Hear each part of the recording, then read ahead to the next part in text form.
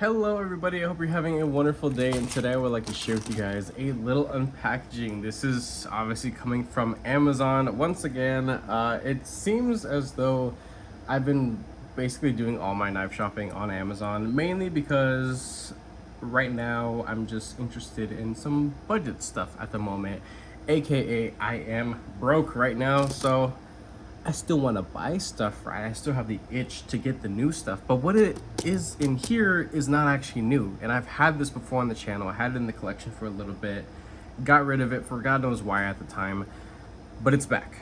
And this, in my opinion, has got to be one of the most wonderful experiences I have had in this price range for this particular company. Now we're going to get into it in just a sec. The unpackaging knife is going to be the Kubey Hound. This is also another wonderful budget-oriented model designed by Max. This thing has a lot of visual aggression. There is washers within the pivot, which is quite interesting. And if you tune it just right, the action is quite satisfying. I have a 16-degree edge on here, and just take a look at the execution of the plunge grind. No major smile or anything, and this is a 16-degree reprofiled edge. That's a handsome looking knife right there. Alrighty. A little blue and white box. This is Sencut right here. And as I mentioned before, I've had this model, just not this variation of this model. Realistically, this is probably the one that I should have bought all along, just because of my fondness of the scale material. Sometimes. So this is, and I'll just show you the other stuff that it comes with. Nice full-size cleaning cloth, that's wonderful. Sencut sticker, another little knife sticker of a knife that just wasn't really that popular. The typical stuff. And then here is the star of the show for today. This is the Sencut Glide Strike. And I originally had the all silver with natural JG10, did some customization to it, sold it off. But while I had that variation, I experimented with putting different bearings and other pivot options within the pivot, and I learned that skiff thick washers are awesome in here, absolutely awesome. I actually have some right here, the exact ones that should fit.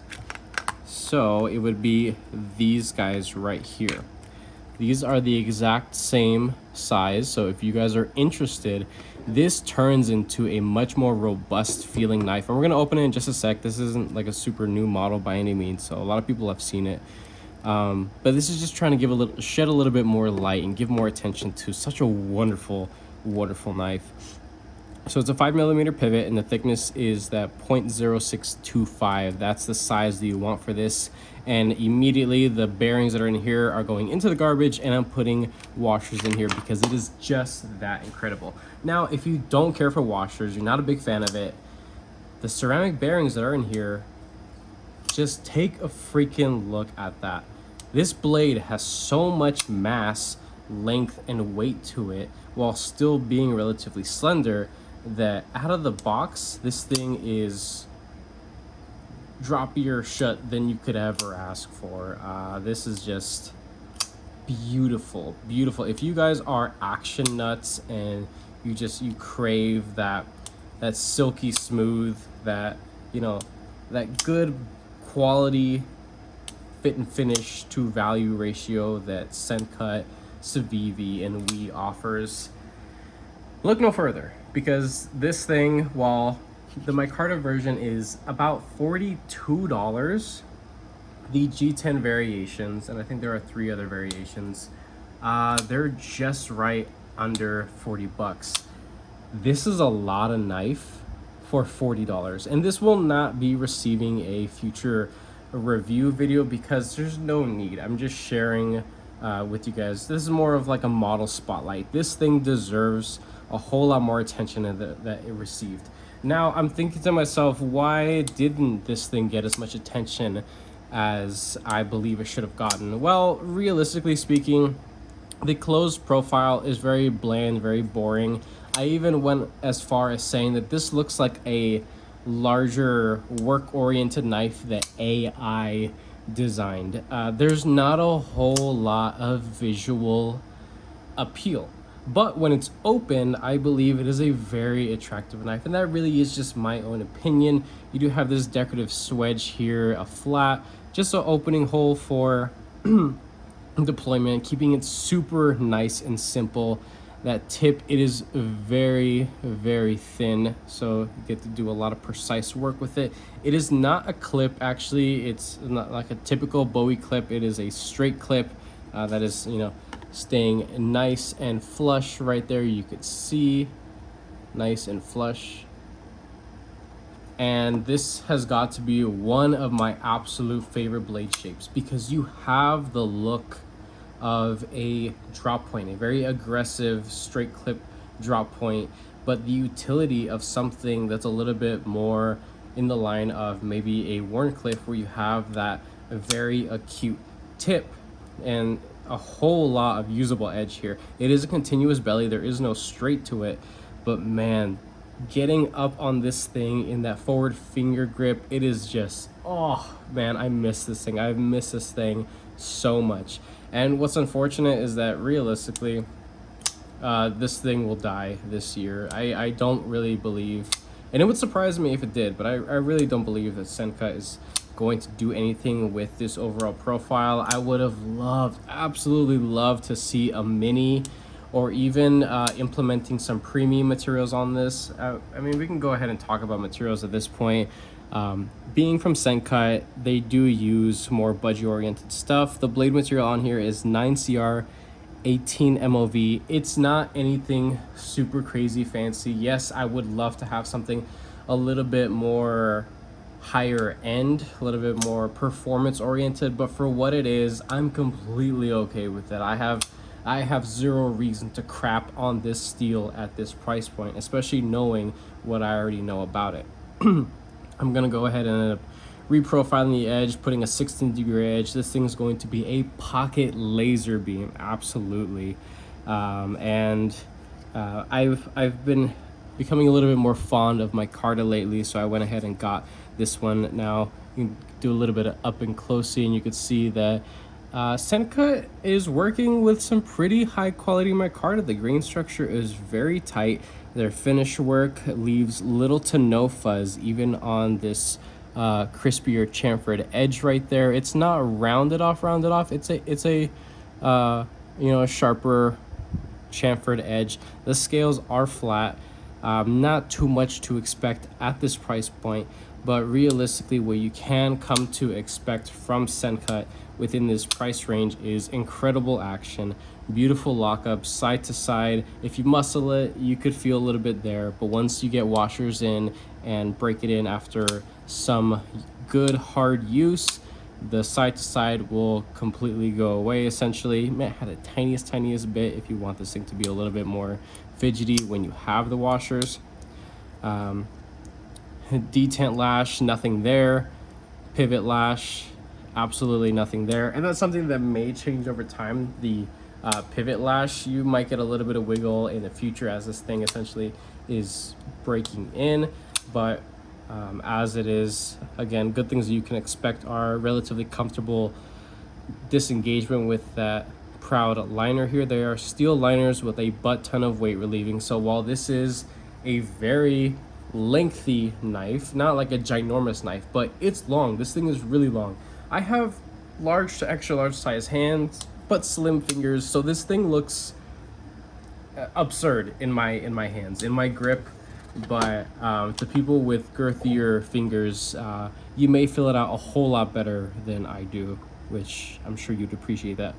4.1, and I believe the G10 ones may be right at like 3.8 or 4. I do remember that the micarta might have weighed just a tiny bit more, not by much, nothing that's really noticeable. If you're curious if you could actually front flip off of there, I did mention that while it is possible, once it breaks in, it is not comfortable at all. You would have to lighten up the detent and make this thing just a little floppy, and personally, it's just the hole all the way, that pill-shaped hole. That's all you really need for a large full size plus utility slicer right here. Now the sheen of the satin finish that's on here, it almost makes it look like it's a hollow. No, it's not, unfortunately. This would be sick as a hollow, but realistically this thing comes down to way too thin of an edge to have a hollow that's worth doing, honestly. I think for having a flat grind, this thing is thin enough as it is. The stock is definitely a whole lot thinner than average, that's for sure. We can go ahead and put it up against some large stuff that I have in my collection. I don't think I had this at the time, but yeah, so the Sencut Glide Strike is exactly the same length overall as the MSI. And if you have a Microtech MSI, you know that it is a very hand-filling, lengthy, harder use knife, right, in a way. Now, besides the whole locking mechanism and the controversy that comes with that, my particular unit here is solid and good to go. I've smacked the crap out of this thing, spine whack, and it's fine. It just keeps on ticking, and it's all I needed to do. What else we got? We can do other lengthier ones that I have. Another fidgety favorite of mine. This is the Elementum Button Lock 1, the Gravity Button Lock. I'd rather not get into the controversy of that, especially because of where I live, because it's not worth it. And it's not going to change the fact that this is a sick knife that also didn't receive as much attention as it deserved. As you can see, it is about an inch shorter overall, but the amount of usable blade length is quite similar. You're just losing a little bit, but the handle and the blade of this knife is damn near a 1-for-1 in length, and you have a creep up forward finger position right there. So that's another wonderful little knife right there. Not little, it's relatively slim and lengthy. Got some Flytanium polished scales that I did. It's all schmucked up with my greasy little bean fingers right there. Next one we have, this is the Sebenza Large 31, whatever. Yeah, it doesn't look that impressive beneath the mighty Glide Strike right here, so there's that. The amount of usable cutting edge looks almost exactly the same there, almost exactly the same, so that's cool as well. What else we got? There aren't too many other things in my collection that are like obnoxiously large. Something else that I have here, this is a CGRB Prado. The review is coming up for this soon. Realistically, I haven't been using it a whole lot because of how high that tip is, but it's still a pretty sweet knife for what it is. This is also another knife that works really well with washers within the pivot, so that's something to consider if you currently own a Prado and you want to just get a little bit more out of it. In my opinion, it gives a whole new feel. It really does. Glide Strike is, again, just a tad bit longer overall, not by much. Usable blade length is damn near exactly the same, but when you look at those tips, you see how low that tip is versus how high the tip is on the Prado. This is why I love this knife so much, because again, you have the look of a drop point, but the functionality of something that's a little bit more utilitarian oriented. It's essentially a dream come true. Now, I, as a crackhead, would love, and I just dream that someone makes something that's like this, maybe just a little bit smaller and just in full premium materials. If it was just a straight no nonsense frame lock with premium blade steel and handle material and all that, I would be very happy with that, because realistically the profile and shape of this will work as something that's a little bit shrunken down, because if you still think about how open this area is right here and how simple and kind of blocky everything else is. Now it looks blocky, but when in hand it's honestly very comfortable because you have the proud liners. They're not inset or anything. While it is a budget kind of design, it does add a little bit of width in hand, so it's pretty darn comfy. If this thing was shrunken down realistically, I can't see this area right here tightening up all too much, and it would just be a dream of mine to have something that it has this sort of blade shape, this simple look, but in a premium format. But for now, I'm happy to have this in this collection. If you haven't checked out one of these, I highly suggest to do so. I will be linking down the exact link that I bought it from. It's just from Senkut's storefront on Amazon. It's not a link that pays me for nothing. I'm not getting anything for saying anything good about it. I'm simply just speaking from a consumer's perspective, because that's what I am, and that's what you guys are as well. So from one consumer to another, this is a highly recommendable knife that I have bought twice now, and is just, I freaking love it, and I'm happy to have it back in the collection. I can care less that it's a budget build, it's a budget blade material.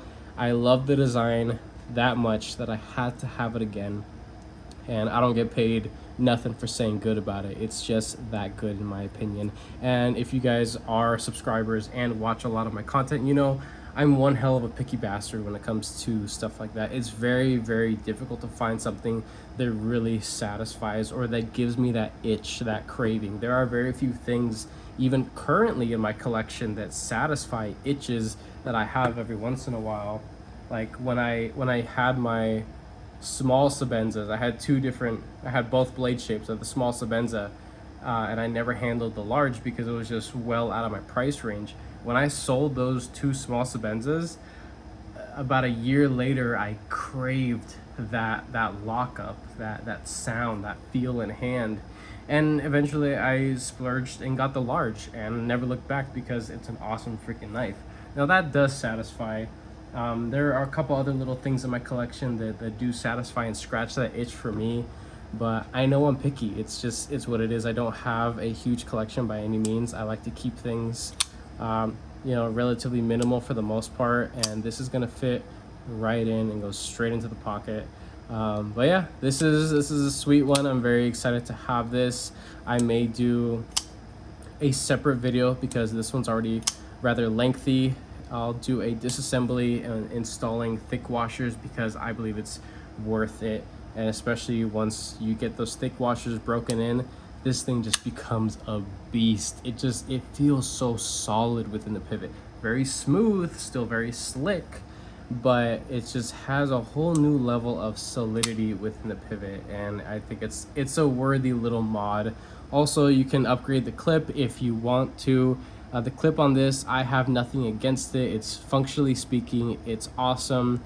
You can reverse it if you want. It's another cool little thing. But you can get a premium titanium pocket clip, which I will most likely end up doing at a later date, and maybe do some light color modifications to this. Eventually I want to do my typical acid stone wash, and then I'm probably going to bronze the leftover steel hardware just to have some contrast and color and make this thing a little bit more unique to me. But that's pretty much it. We're already 18.5 minutes in. That's it. If you guys like this video, go ahead and leave a like down below. If you are subscribed, thank you so much. I appreciate all your support and your patience, of course. If you're not subscribed, please consider subscribing because I have plenty more videos and content coming you guys this way. With that being said, I hope you have a wonderful rest of your day.